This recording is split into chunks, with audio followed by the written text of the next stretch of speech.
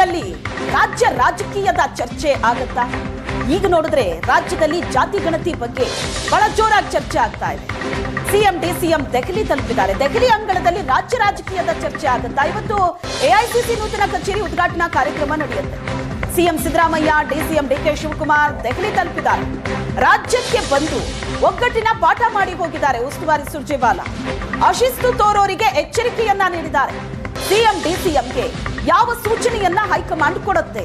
ಸುರ್ಜೇವಾಲಾ ಭೇಟಿ ಕೊಟ್ಟು ಹೋದ ನಂತರ ಸಿಎಂ ಡಿಸಿಎಂ ಕೂಡ ಈಗ ದೆಹಲಿ ತಲುಪಿದ್ದಾರೆ. ಎಐಸಿಸಿ ಕಚೇರಿ ಉದ್ಘಾಟನೆ ಇದೆ ನಿಜ, ಆದ್ರೆ ರಾಜ್ಯ ಕಾಂಗ್ರೆಸ್ನ ಬೆಳವಣಿಗೆಗಳ ಬಗ್ಗೆ ಚರ್ಚೆ ಕೂಡ ಆಗತ್ತೆ, ಅದು ಖಚಿತ ಅಂತಲೇ ಹೇಳಲಾಗ್ತಾ ಇದೆ. ಹಾಗಾಗಿ ದೆಹಲಿ ಅಂಗಳದಲ್ಲಿ ರಾಜ್ಯ ರಾಜಕೀಯದ ಚರ್ಚೆ ಆಗತ್ತಾ?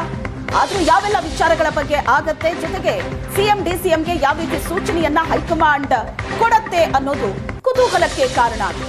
ಎಐಸಿಸಿ ಕಚೇರಿ ಉದ್ಘಾಟನೆ ನಂತರ ಹೈಕಮಾಂಡ್ರನ್ನು ಕೂಡ ಭೇಟಿಯಾಗಲಿದ್ದಾರೆ ಸಿಎಂ ಅನ್ನೋ ಮಾಹಿತಿ ಇದೆ.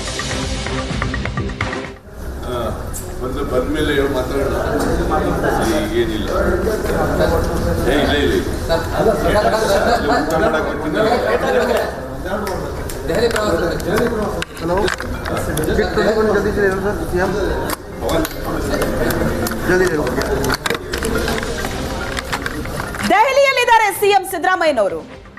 ಏನು ಮಾತಾಡಿಲ್ಲ, ಹಾಗೆ ತೆರಳಿದ್ರು. ಎಐಸಿಸಿ ಕಚೇರಿ ಉದ್ಘಾಟನಾ ಕಾರ್ಯಕ್ರಮ ಇದೆ, ಅದಕ್ಕೋಸ್ಕರ ಸಿಎಂ ಡಿಸಿಎಂ ದೆಹಲಿ ತಲುಪಿದ್ದಾರೆ. ಉದ್ಘಾಟನಾ ಕಾರ್ಯಕ್ರಮ ಮುಗಿಸಿ ಬರ್ತಾರೆ ನಿಜ, ಆದ್ರೆ ಅದಕ್ಕೂ ಮುಂಚೆ ಹೈಕಮಾಂಡ್ ಭೇಟಿ ಆಗ್ತಾರೆ ಅನ್ನೋ ಮಾಹಿತಿ ಇದೆ. ಹಾಗೇನೆ ಹೈಕಮಾಂಡ್ ಕೂಡ ಸಿಎಂ ಡಿಸಿಎಂಗೆ ಯಾವ ರೀತಿ ಸೂಚನೆ ಕೊಡುತ್ತೆ ಅನ್ನೋದು ಪ್ರಶ್ನೆ ಇದೆ. ಯಾಕಂದ್ರೆ ಸುದೀರ್ಘವಾದ ಸಭೆ ನಡೆಸಿದ ನಂತರ ಸುರ್ಜೇವಾಲಾ ದೆಹಲಿ ವಾಪಸ್ ಹೋಗಿದ್ದಾರೆ. ರಾಜ್ಯಕ್ಕೆ ಭೇಟಿ ಕೊಟ್ಟಿದ್ರು ಮೊನ್ನೆ ಅಷ್ಟೇ. ರಾಜ್ಯ ಕಾಂಗ್ರೆಸ್ನ ಬೆಳವಣಿಗೆಗಳ ಬಗ್ಗೆ ಸುದೀರ್ಘವಾದ ಸಭೆ ಆಗಿದೆ. ಸರಣಿ ಸಭೆಗಳು ನಡೀತು, ಇಡೀ ದಿನ ಬ್ಯಾಕ್ ಟು ಬ್ಯಾಕ್ ಸಭೆ. ಆ ಸಭೆಯಲ್ಲಿ ಹಲವು ವಿಷಯಗಳ ಬಗ್ಗೆ ಎಚ್ಚರಿಕೆ ಕೊಟ್ಟಿದ್ದಾರೆ. ಸಚಿವ ಸಂಪುಟ ವಿಸ್ತರಣೆ ಆಗಿರಬಹುದು, ತಾನು ಸಚಿವ ಸ್ಥಾನದ ಆಕಾಂಕ್ಷಿ ಅಂತ ಹೊರಗಡೆ ಬಂದು ನಾಯಕರು ಹೇಳೋದು, ಸಿಎಂ ಕುರ್ಚಿ ಬಗ್ಗೆ ಓಪನ್ ಆಗಿ ಸ್ಟೇಟ್ಮೆಂಟ್ ಅನ್ನ ಕೊಡೋದು, ಕೆಪಿಸಿಸಿ ಅಧ್ಯಕ್ಷರ ಬದಲಾವಣೆ ಬಗ್ಗೆ ಮಾತಾಡೋದು, ಡಿನ್ನರ್ ಮೀಟಿಂಗ್, ಲಂಚ್ ಮೀಟಿಂಗ್, ಇದು ರಾಜ್ಯ ಕಾಂಗ್ರೆಸ್ನಲ್ಲಿ ನಡೀತಾ ಇದೆ.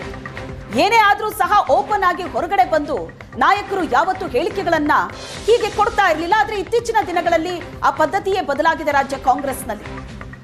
ಮನಸ್ಸಲ್ಲಿರೋದನ್ನ ಮಾಧ್ಯಮದ ಮುಂದೆ ಹೇಳೋದನ್ನ ಅಭ್ಯಾಸ ಮಾಡಿಕೊಂಡಿದ್ದಾರೆ ಕಾಂಗ್ರೆಸ್ನ ನಾಯಕರು. ಇದಕ್ಕೆ ಹೈಕಮಾಂಡ್ ಬ್ರೇಕ್ ಹಾಕಿದೆ. ಈಗ ಎಚ್ಚರಿಕೆ ಏನೋ ಕೊಟ್ಟಿದೆ, ಮುಂದೇನಾಗುತ್ತೆ ನೋಡಬೇಕು.